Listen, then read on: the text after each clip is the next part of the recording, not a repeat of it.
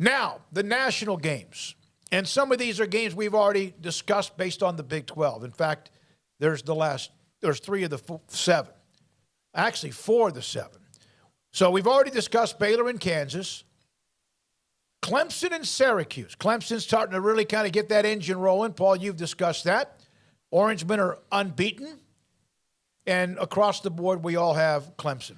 Yeah, I just think that they're too good. Syracuse about to hit the sledgehammer of their schedule. And look, it worked out for them the way it was. If they were going to go 6-0 at any point of the season, the first 6 weeks is when they were going to do it.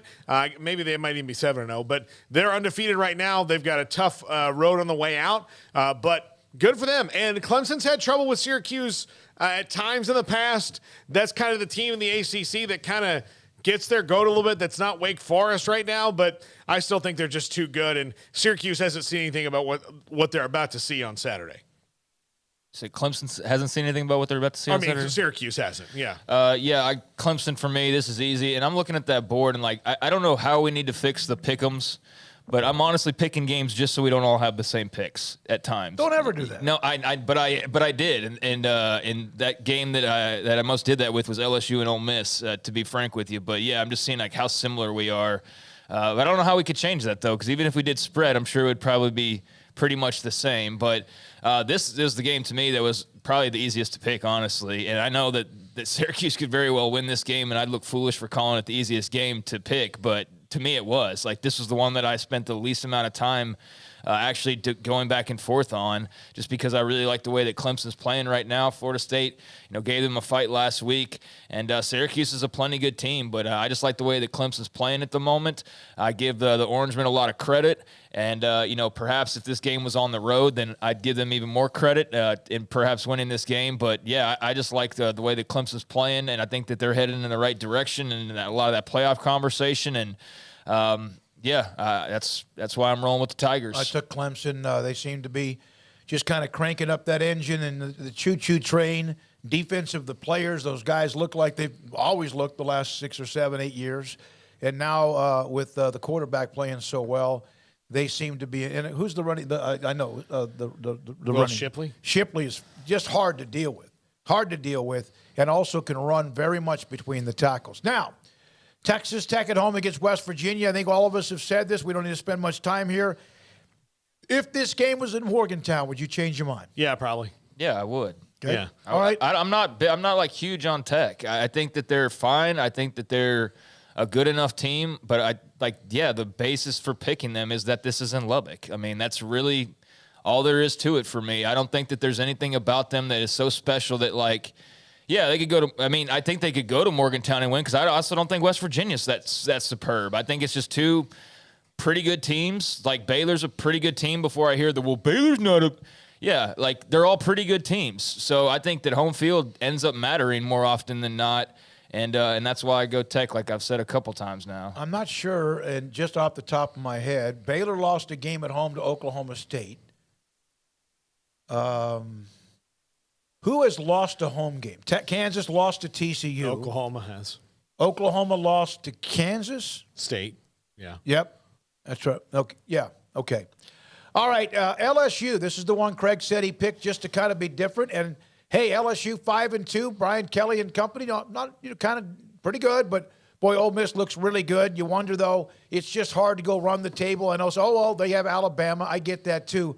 But Ole Miss, LSU. Paul, you take Ole Miss. Yeah, I just think that based on the strengths and weaknesses of each of these teams, Ole Miss is just going to run right at you over and over and over again. And while LSU's defense has played better than it did in the early part of the season, I just don't think that they can slow down all of these guys running the ball the whole game long. It's going to be a really good game. I think that they've gotten pretty right on offense. I mean, they're moving the ball, they're scoring, they're doing things right. They're not a classic LSU defense yet, and I think that's why they lose this game. But I do think it's really close.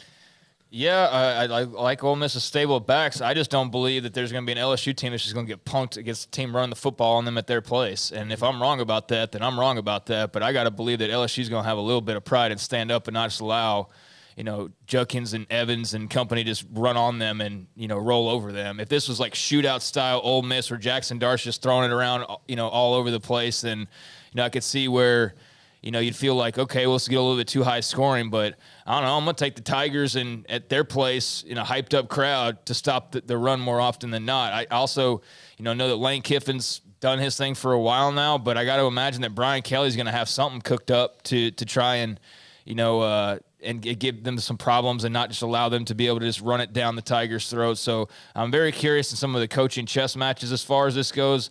Ole Miss is putting up a lot of yards. They're putting up a lot of points, but LSU's kind of surprisingly putting up a lot of points and a lot of yards compared to what I thought, at least coming into this year. This will, obviously come down to quarterback play and big plays and things like that. Ole Miss is a smart pick here. I mean, Ole Miss is, I think, like if you're just going straight up, all things considered, Ole Miss is probably the pick. I was surprised to see LSU favored, but I'm going to take LSU at home. I just think they bow up, and I like that I've seen a little bit more out of their offense, even though it's not the smoothest thing in the world by any means. And yeah, it's kind of my upset pick, even though it's not technically an upset. No. But most people think it probably should be an upset type of pick. Tennessee ran for 263 yards against LSU. Yep. Florida ran for 210. Yep. Florida State had 132. Mississippi State 76. Auburn, of course, they have Rodgers, who most of it's throwing the football. Auburn ran for 101. Florida State had 132. So they have been susceptible. Tennessee's offense is obviously very special. So is Ole Miss. So that's that one. I picked Ole Miss. I like what they do. I love the fact that they run the ball out. Teams like that, you think about the passing. Just like the Bryles teams, the passing. It was really their bread and butter was pounding you in the mouth and softening you up inside running the football. Oregon and UCLA, they get game day. This is a great week. Garrett, who you picking in LSU and Ole Miss? I got to take Ole Miss. I would love to see LSU win.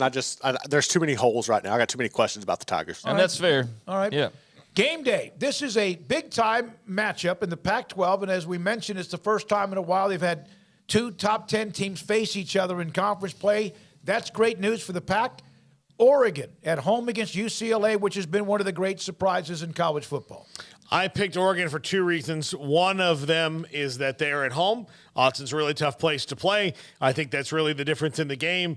And both these are really good teams, really good quarterbacks, really good roles they're on right now. But I think Oregon at home is the reason I'm picking them for real. And the reason I feel better about it is spite. Yeah, UCLA fan. No, it was more than one. It was a group of them. A handful got on you because you kind of Stated a fact. Chip Kelly during the summer. All right, Craig, you picked UCLA. I don't think this is just to be different. I think you think they're going to win the game. No, I already said LSU was to basically be different Yeah. because otherwise we're going to have the exact same picks across the board, except for this one. This was the one that I was like, yeah, I'm picking UCLA regardless. I understand it's at Autzen, and that's probably why most people are leaning Oregon's way. Because otherwise, I don't. What is Oregon doing that's all that better or different from UCLA to have them picked otherwise? I don't think much at all. I don't think that they're all that better in any way that you just say like straight up, yeah, the Ducks are going to blow past UCLA. I think this is basically entirely built on the fact that it's at Autzen.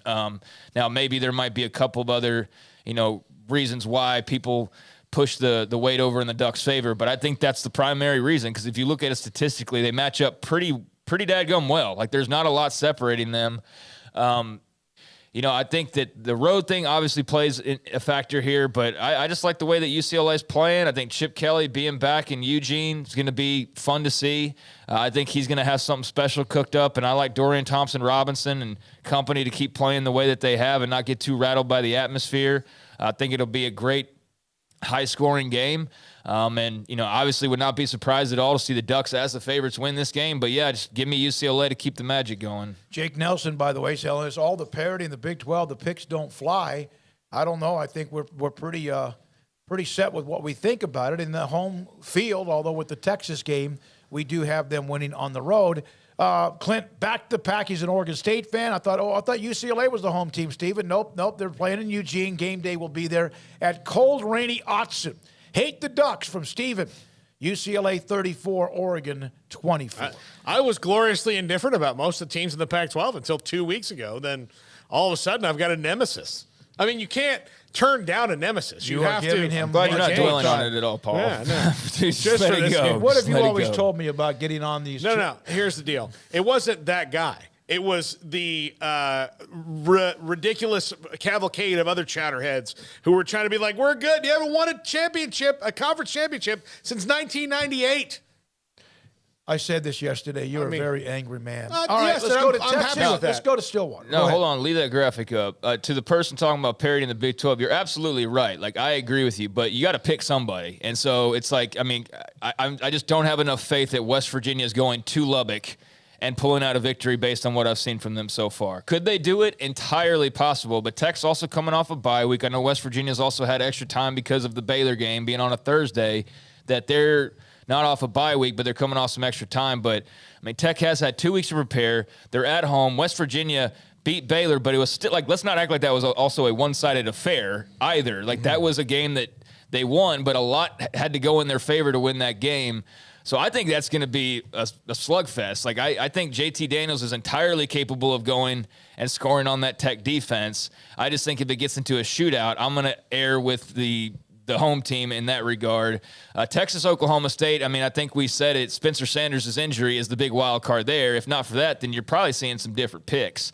Baylor, KU, we've laid that out. I mean, I'm just not taking KU to walk in with Jason Bean in Waco when Baylor's got their backs against the wall and just come in here and get a win. And like I said, if they do, then I'm not picking Baylor the rest of the games that they have remaining. I will not. I will refuse to. I think the TCU K-State one, that could very well be a K-State win on the road. I mean, it very well could be. That's a coin flip game to me with a slight edge to TCU. So, like, that's the perspective we're coming from. But you're right. There is a lot of parity. If K-State can maybe early on dictate the tempo of that game and maybe keep it from being 40-35, and I don't know if you're going to put that many points up, but TCU seems to be able to put up points against anybody. Let's go back to UCLA and Oregon. They have not won in Eugene since 2004. 2004. They have not beaten Oregon since 2017. The last time UCLA team ranked in the top 10 played a top 10 opponent was in 2001, and they beat Washington 7-10 in Pasadena. It's been a while. Well, got to happen sometime. Yep, no, and I know I didn't think they were going to win last week, and they sure again, did. I think Oregon's favored by a touchdown in this game right now, but I'm only picking them just because it's at home. I think that's the difference to me, is just because it's at home. And it kind of, I would probably apply that same logic to a completely healthy Oklahoma State team against Texas and Stillwater, but that's not the case. Like, again, if Bo Nix was hurt for Oregon, I would be picking UCLA, no doubt about it, going to Oregon and winning the game. Kind of the same way I feel about Texas and Oklahoma State. If Spencer Sanders was healthy, I might be kind of applying the same logic, because that's kind of the same thing there. A handful of you kept saying Aikman. Aikman was drafted by the Cowboys in 1989. Yeah. So this is 98 was Cade McNown. Yeah, it's been a while. All right, when we come back.